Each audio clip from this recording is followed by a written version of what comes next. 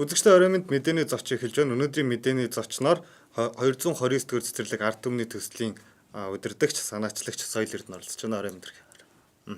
Тэгэхээр энэ төслийнхаа талаар танилцуулж 229 дугаар цэцэрлэг гэхээр бас зарим хүмүүс яг ямар утга учиртай гэдгийг ойлгохгүй байгаа шиг байна л да тийм ээ. Тэгэхээр энэ одоо яг ямар ч зорилттой төслийн ард түмний төсөл гэдэг гэж байна тийм ээ. За бид нар энэ ерөнхийдөө энэ төслийг санаачлсан гол зорилго нь бол ерөнхийдөө сургуулийн өмнөх боловсролд хамрагдаж чадахгүй байгаа 80,000 гаруй хүүхдүүд байгаа.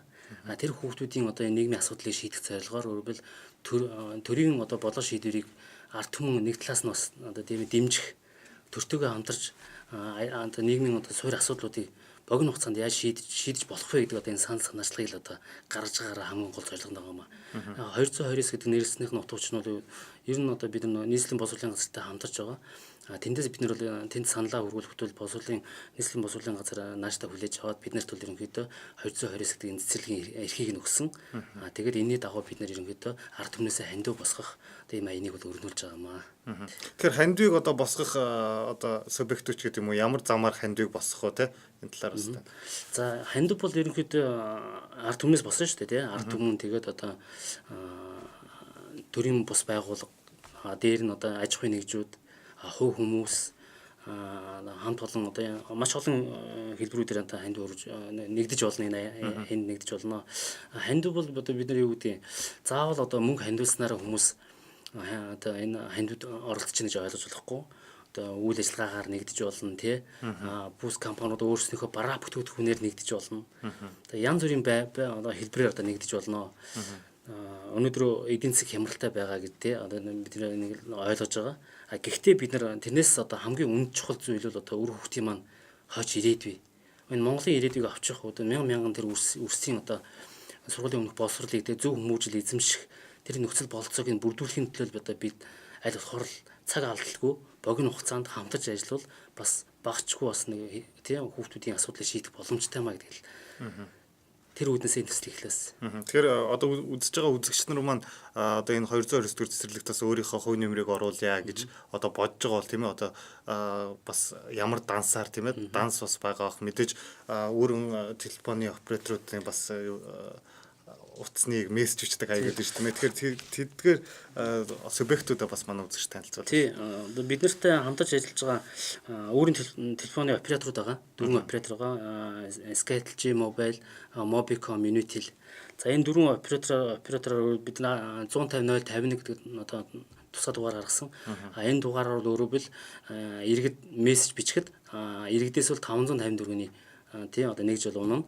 Тэр 554-ний одоо 70% нь энэ цэцэрлэг барих төсөлд одоо үлдэнэ. 30% нь бол одоо өөрийн операторууд өөрснөө одоо үйл ажиллагаа явуулсныхаа давна гэж хөлсөн давна гэж. Яг хөө зүгээр өөрийн телефоны операторуудын ярьж байгаагаар бол яг 90-10 гэсэн нэг хууль байдаг юм байл л дээ. Тэр нь бол өөрөөр одоо өвчтэй хүмүүст бол зориулагдсан тийм бас нэг дугаар байд юм байна. Манай хандивын дугаар байд юм байна л да. Тэгээ бид нар бол тэнд бас саналыг тавьж үзсэн л дээ. Та нар ингээд энэ нийгмийн сайн сайхны төлөө ингээд тийм мянган хүүхдийн ирээдүйн төлөө ингээд одоо тийм 70-30% 90-10 болгож болохгүй мөс саналыг тавьсан.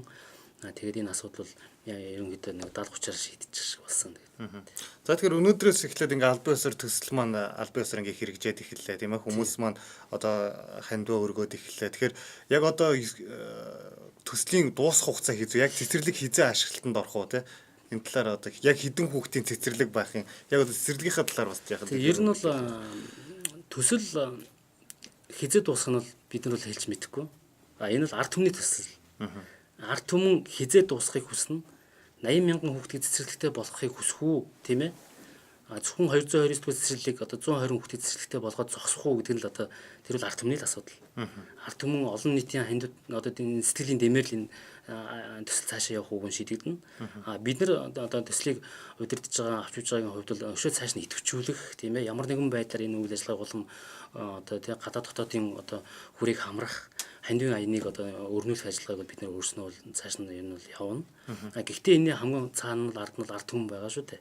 Ард түмэн л энэ асуудлыг одоо тийм шийдэх үгүй гэдэг нь ард түмнээс шалтгаална. Тийм учраас ард түмний одоо энэ төсөлд одоо өргөнөөр хамрагдаасаа тийм энэ хүүхдийнхээ төлөө нэг мессеж гэсэн тийм ээ харамгүй одоо зориулаасаа гэж хүсэж байна. Тэгээд дээр нь бол бид нэг 5 банкнд бол одоо төр данс нээсэн байгаа.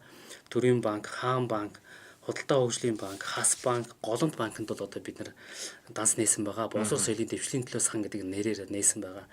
За энэ дансаар бол одоо бид нар бол хувь хүн албан байгууллагууд бол хандив өргөж болно. Тэгээд дансны нь бол одоо бид нар бол тэр вебсайтн дээр байрлуулсан байгаа. Үрс цэг эмээн гэдэг энэ төсөл зориулаад бид нар сайт нээсэн.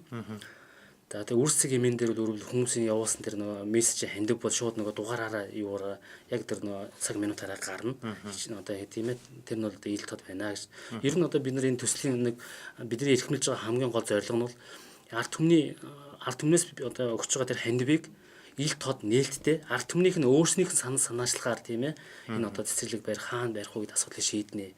Нэгс хэн нэгэн хүний одоо тийм өгөрөлд энэ явагдахгүй. Энэ бол ард түмний санаач массын тийм ээ одоо дэмжлэгтэйгээр энэ хийгдэх төсөл юм шүү гэж тийм. Ерөнхийдөө яг нөгөө баян зүрх дүүрэг, сонгон хайрхан дүүрэг бол хамгийн их одоо цэцэрлэгийн асуудал байгаа. Тэнд байгаа хүүхдүүдийн асуудалд зориулж одоо ямар ч нийслэлийн боловсролын газраас бол 3 газрыг бол бид нарт бол байж болох юм гэсэн хувьд төвшүүлсэн ба. Газар нь бэлэн, зураг төсөл нь гарцсан тийм ээ, санхүүжилтэн зогссон юм газрууд бол байгаа. Дээр нь бас нөгөө актлагдсан цэцэрлэг гэж яддаг шүү дээ. Үйл ажиллагаа зогссон. Улсын комисс одоо акт тогтооцсон тийм цэцэрлэгүүд бол бас байгаа юм байлээ. Тэр газруудыг бол бид нарт бол санал болгосон, авч болно гэж. Тэгээд ард түмний төсөл хэр их мөнгө цуглах нь тэрнээс шалтгаалаад тэнд ч гэсэн бас цэцэрлэг барих бүрэн боломжтой гэдэг бид нарт хэлсэн. Тэгэхээр 229 дугаар цэцэрлэгийн хувьд бол ир хэсэн сарын 1-нд тийм ер нь бол энэ 229 дугаар цэцэрлэгийг бидний энэ эхний удаагийн цэцэрлэг бол зорилго нь бол 9 сарын 1-нд л одоо бэлэн 9 сарын 1 гэхэд бүр бэлэн болоод тууз хайчлаад одоо эхний ээлжинд ядахта 120 хүүхдийг ч гэсэн яана тийм ээ. Одоо тэр шинжлэх ухааны үндэслэлтэй тийм ээ зөв орчин зөв одоо хүмүүжлэр гоо зүй ёсортхууны тийм өв тэгш одоо ийм боловсрол эзэмших тэр одоо таатай орчныг л бүрдүүлэхэд л одоо хамгийн гол зорилго нарч байна. За баярлалаа үзэгчдээ. Тэгэхээр өнөөдрийн мэдээний зочноор 229 дугаар цэцэрлэг ард түмний төслийн удирдагч, санаачлагч Соёл Эрдэнэ та бүхэнд бас мэдээлэл өглөө. Та бүхний цаашдаа ажилд амжилт хүсье. За баярлалаа. Та бүхний ажилд амжилт хүсье. Тэгэхээр үзэгч та бүхэндээ уриалж хэлэхэд та бүхэн одоо бас үр хөвгт маа сургууль цэцэрлэггүй ингээд хараад суугаад тахаас илүүтэйгээр тийм ээ бас өөрсдөө нэг мессеж өчээд зааман одоо холбогдох дансцууд руу бас өөрийнхөө боломжийн хэрээр хандив өргөд энэ ард түмний төсөлд бас хамрагдаараа гэдгийг уриалж байна тийм ээ. Мэдээ өргөлж байгаа гэсэн чинь.